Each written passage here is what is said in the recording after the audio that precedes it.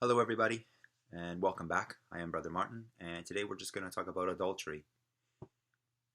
The sermon is basically on covenant love and faithfulness. Now, when God warns us about adultery, He's not being a bully in the sky, like some claim. He's not trying to control you, okay? He is protecting covenant because, like, covenant is love.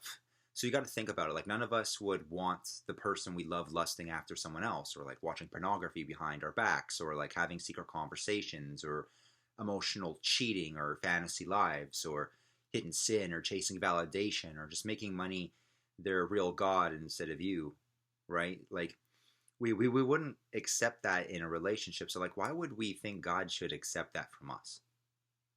Well, I know some people may not get with this, but like they might not be with the Bible, like they may not be with it at all, and then they might even retaliate against God and they say like, "Oh, he's just some big bully in the sky," but that's not really who he is. Okay, we can get with the fact that we don't want other people we're married to in our relationship to lust over like someone else or to watch pornography or maybe even have emotional cheating or to have a fantasy life or secret conversations or to have hidden sin.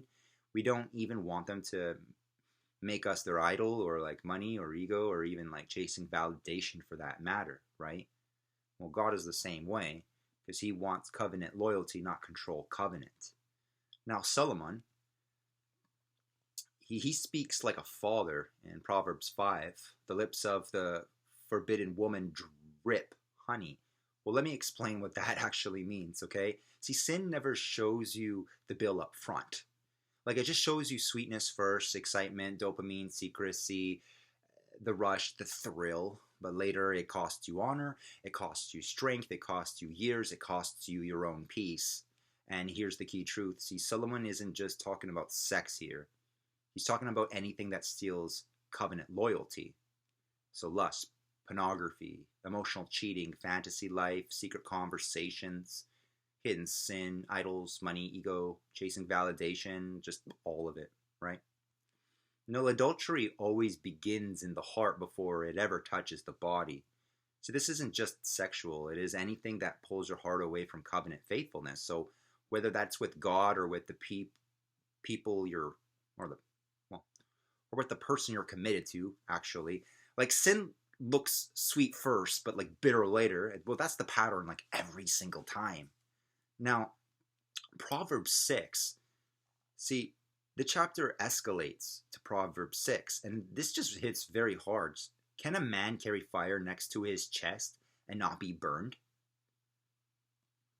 Like Solomon is basically saying, you are not stronger than temptation. Not maybe, not sometimes. Like, you're going to get burned, guaranteed. You are not the exception. You are not special. You are not immune. Fire burns everyone and anyone. And let me show you the proof here. See, Solomon struggled with lust. He fell. Paul struggled with lust.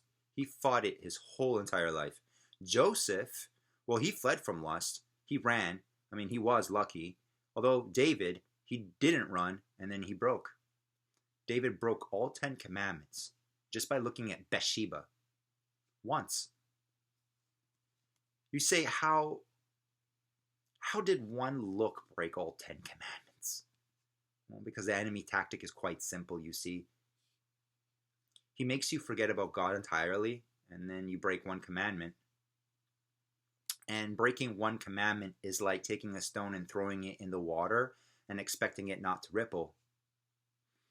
And when it does, it just makes a bunch of ripples, and then all those ripples are sins that is created. We must not touch the water. But anyways, that's what happened with David. Like, all 10 commandments, done. Although he did repent. But here's the line that is brutal.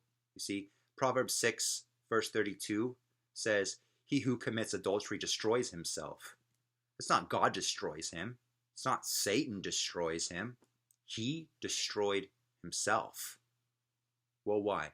Well, because it was self-sabotage. You see, don't be your own enemy. I'm serious, don't be your own enemy, because adultery is actually self-betrayal. Now, Joseph, he ran. David stayed. One kept his destiny, and then the other one just wrecked his house. Now, Proverbs 7. You see, we get to chapter 7, and this one reads like a movie. It literally shows a young man like walking near danger at night, idle, wandering, and temptation meets him. And you got to notice something here. He didn't fall instantly. He drifted first, and that's huge because most believers don't fall suddenly. They get bored. They get lonely.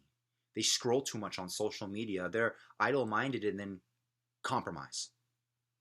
Remember, all it takes is to be idle. Again, it's like David.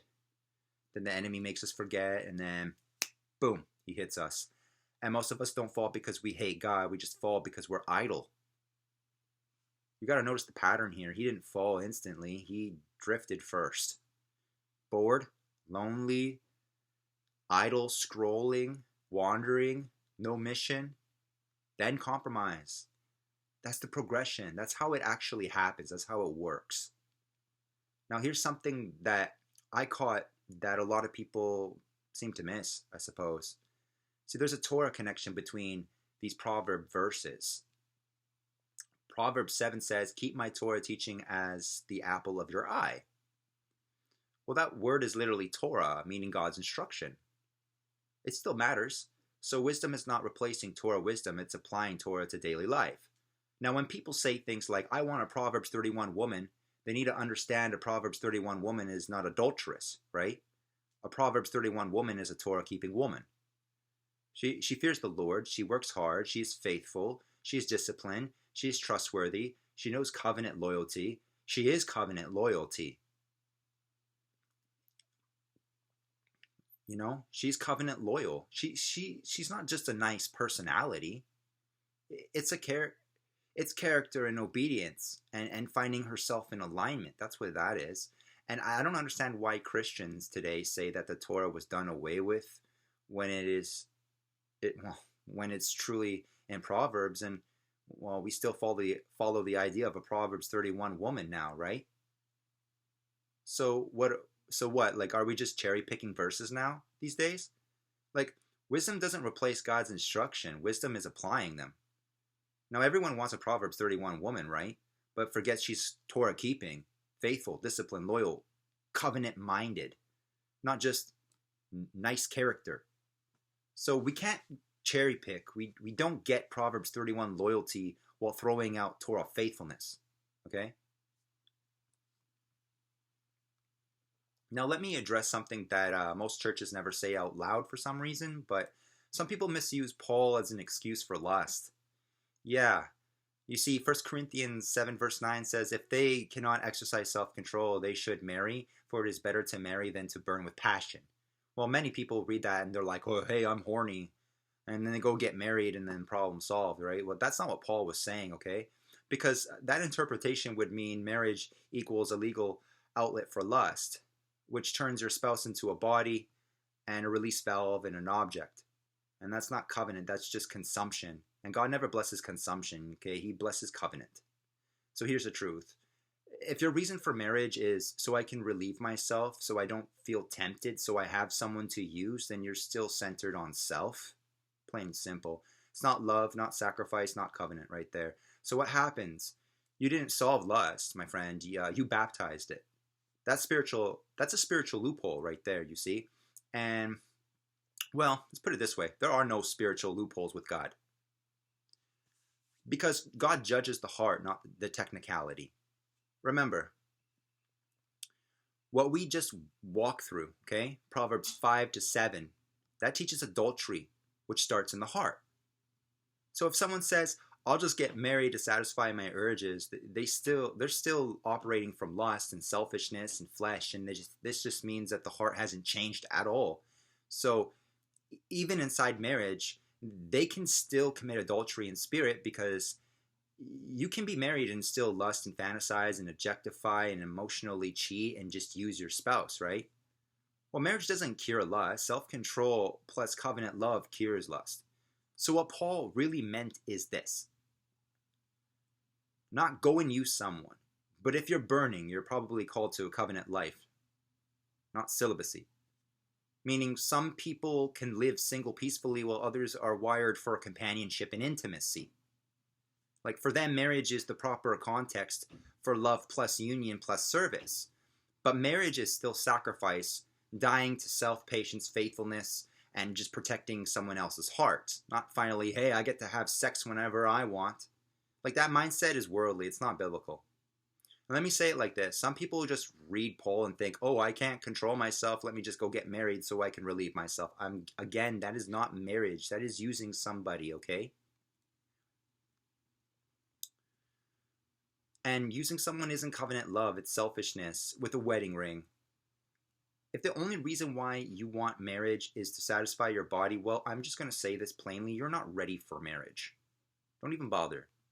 Because marriage isn't about what you get, it's about what you can give. Now, trying to find loopholes with God, oh man, that's still adultery of the heart. Because instead of loving him, you're just negotiating with him. Paul never said marriage is a license for lust. Marriage is a covenant of self, control, sacrifice, and love. If you bring lust into marriage, you don't fix the fire, you just move the fire inside the house, and now everyone is going to get burned. There are no loopholes with God. You can't trick holiness, and you can't outsmart covenant either. God isn't looking at your technicalities, he's looking at your heart. Now we've got to learn covenant language because love isn't just a feeling, love is a covenant. The commandment, the commandments, right? The 10 Commandments, those aren't rules to control you. They are the support beams of every single relationship. You got to think about it like this. If you remove don't lie, if you remove don't steal, don't covet, don't cheat, don't worship idols, well, what happens? Like if you remove them, if you remove don't lie, don't steal, don't covet, don't cheat, don't worship idols, what happens is that the house collapses, okay? So if you can't keep the commandments, then good luck keeping a relationship together in the first place. None of us want someone we love cheating, right? None of us want someone lying or lusting or hiding things, chasing other people, putting money or ego before us, pride before us. Like that's literally the 10 Commandments right there. Like God didn't invent random rules. He described how love behaves, okay? The commandments are how love acts, not religious restrictions. Some people, again, they try to loophole God. Well, we're basically married. We have a covenant in our hearts. We don't need anything official. No. If you both don't even understand what covenant means, that's not covenant. That's convenience, actually. Calling lust covenant doesn't make it holy. It's still lust. And that's just spiritual adultery with the Bible words on top of it, okay? People say things like, oh, I love with my heart. I don't have to get married. I don't have to do whatever. As long as I love someone with my heart, all of it matters, whatever, it's okay. No, again, that is convenience. Your heart is deceitful above everything. Scripture actually mentions this in Jeremiah 17, verse 9, and that's just really how it goes. Look, if you don't understand covenantal language, it's only going to be convenience for you.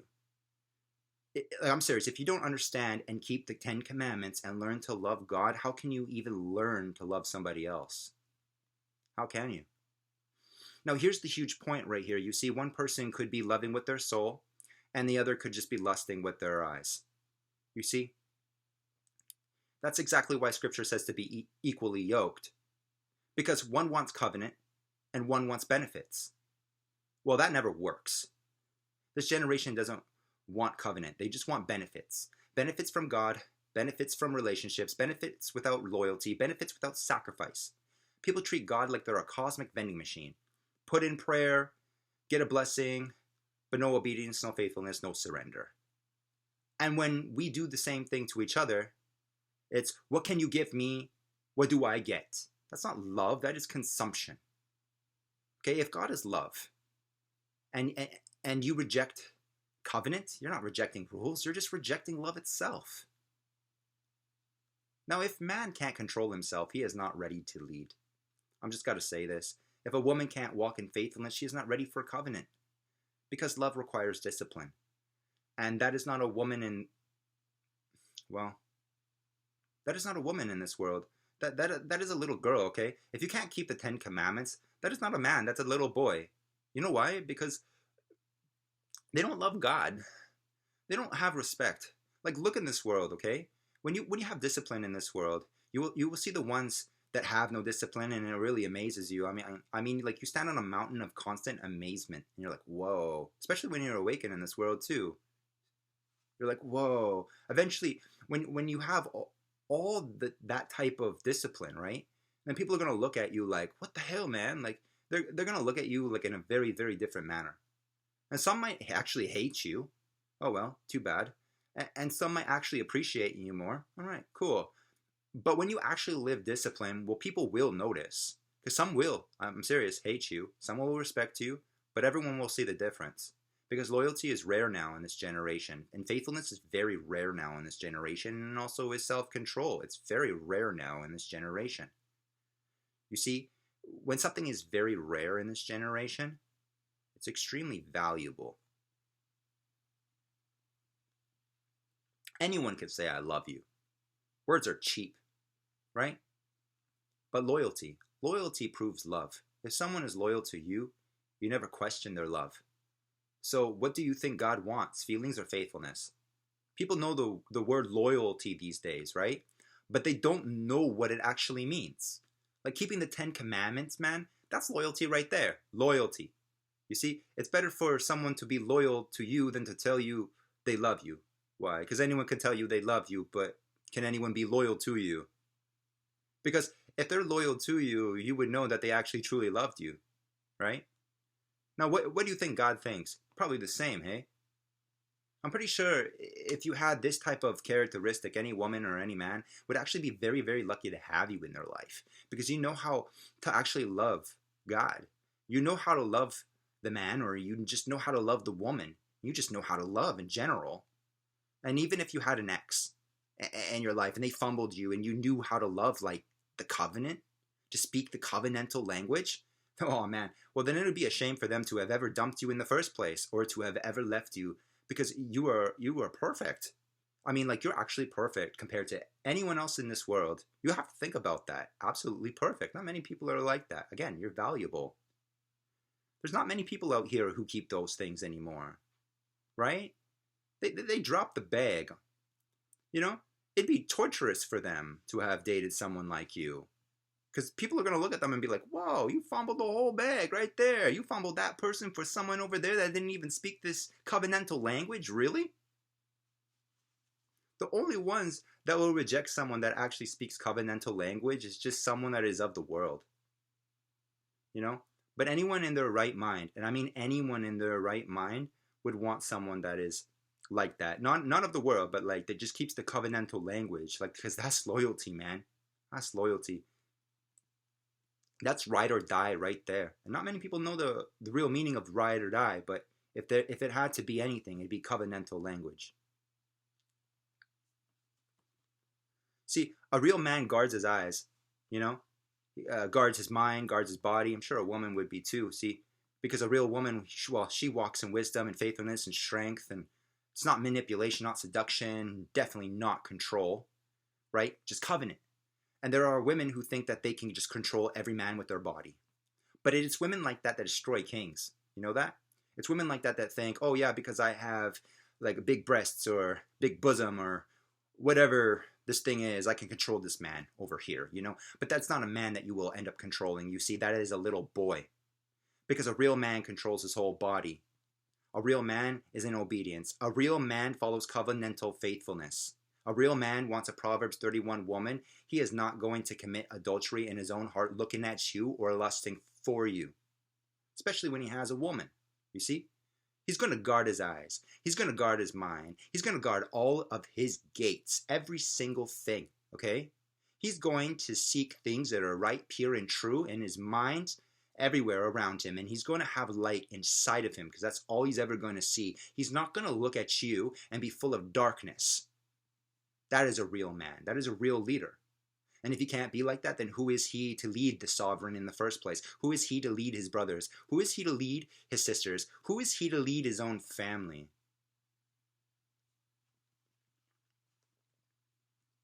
He has no one to lead. He's not even someone you should even follow, even. That's a threat to himself. He's a threat to himself, and he's a threat to everyone that comes in contact with him. Plain and simple. He can't even control his own mind. Good luck. Seduction and controlling people isn't power. Self-control is power. That's the biblical definition of strength, my friends. In the end, it's the words of the man, it's the words of the woman that are a crown on each other's heads. If the woman doesn't bring wisdom to the table, then the man doesn't bring wisdom, and the man doesn't bring wisdom to the table, then everything they both build will be destroyed eventually. If the woman is quarreling, well, she'll destroy everything with her words. If the man is quarreling, he will destroy everything with his words and just bring rottenness to the bones. Same with the woman too, eh? But it's better for them to both have been alone, right? It's better for them to have been in a desert than to be with people who fight. But if we follow the covenantal language, we follow the covenantal law, then who are we to fight? Who are we to know the records of wrongs? Because really there will be none. Because love is patient, and love is kind, and love does not boast. And Paul mentions these things in 1 Corinthians 13. If both people live that way, well then, what would there ever, what would there be even to fight about in the first place? Nothing. Adultery isn't just breaking a rule. I'm just saying it's breaking covenant. And every time we betray covenant, we betray ourselves. This generation just wants the benefits of love without the responsibility of covenant. They want the feeling without the faithfulness. They want God's blessing without obedience. But covenant doesn't work like that, beloved. Loyalty is love. Discipline is love. Faithfulness is love. Come on, man. And if you learn to love God like that first, then anyone would be blessed to have you in their life. You're a blessing. You know? Don't take a blessing like that so casually, thinking it's replaceable. Ooh, be careful with that. See, the 10 Commandments aren't religious restrictions. They're the support beams of every relationship. So don't lie, don't cheat, don't steal, don't covet, don't betray. That's not law, that's love right there. And if you can't keep covenant with God, then you won't keep a covenant with the person either. So you got to stop trying to loophole holiness. Stop calling lust convenience. Stop calling convenience love. Love is loyalty. Love is faithfulness. Love is obedience, right? Anything else is just spiritual adultery dressed up nice. So guard your heart, stay faithful, stay watchful, because the one who stays loyal, well, they just walk in life. Okay? Remember, if they don't keep these things, who are they to love you? Who are they to love me? Who are they to lead? And that being said, well, y'all can go in peace, and peace be with you.